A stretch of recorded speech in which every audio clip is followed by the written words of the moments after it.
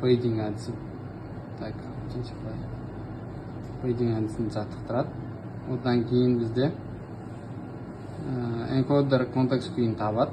Бастапқы токендерді, яғни бізде состарды алып тастайды мына жерде. Жаңа мен айтып өткендей. Токен болды ғой, одан кейін мұнда бұл жерде келесі сөзді болжайды. Яғни келесі сөзді болжап, ең ықтимал сөз бен индексті сөзге айналдыру. Яғни айналдырып болғаннан кейін тоқтау шарты берілетін болады.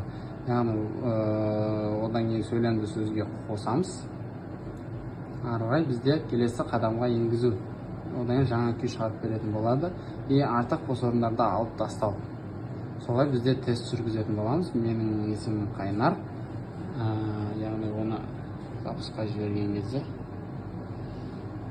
қазір көреміз.